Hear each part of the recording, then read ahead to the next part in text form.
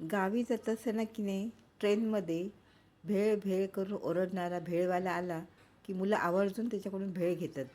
तर तशीच मी तुम्हाला आज भेळ करून दाखवते. तर चला आपण रेसिपीला सुरुवात करूया. तर मी इथे एक कांदा घेतलेला आहे, 2 मिरच्या घेतलेल्या आहेत, कोथिंबीर घेतलेली आहे आणि लिंबू घेतलेला आहे. तर कांदा व्यवस्थित बारीक चिरून घ्यायचा, मिरच्या बारीक कट करून घ्यायच्या. आणि हे बघा, आता मिरच्या आहेत ना, मी ग्लासमध्ये ठेचून घेते. त्याच्यामध्ये थोडंसं मीठ घालते आणि ते व्यवस्थित ठेचून घेते, म्हणजे व्यवस्थित ते भेळला लागेल. तर आता हे मी आता व्यवस्थित ठेचते आणि त्याची बारीक एकदम हे करून घेते. तर आता हा कांदा घेतला आहे मी. कांद्यामध्ये आता ते ठेचलेली आता मिरची आहे ना, ती मी आता पहिल्यांदा टाकून घेते.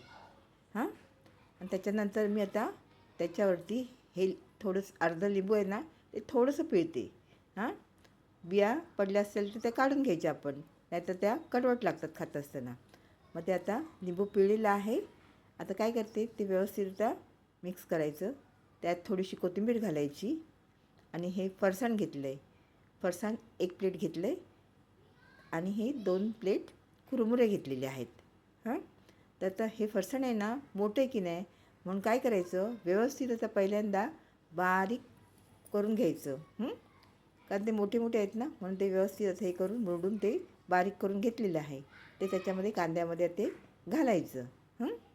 नंतर मग त्याच्यामध्ये कुरमुरे घालायचे.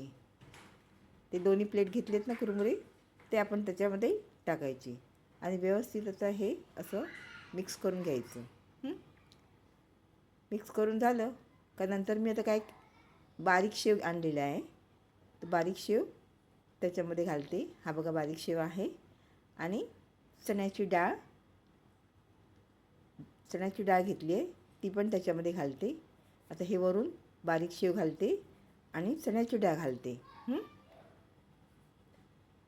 हे बघा बारीक शेव घातलेला आहे आणि चण्याची डाळ पण घातलेली आहे.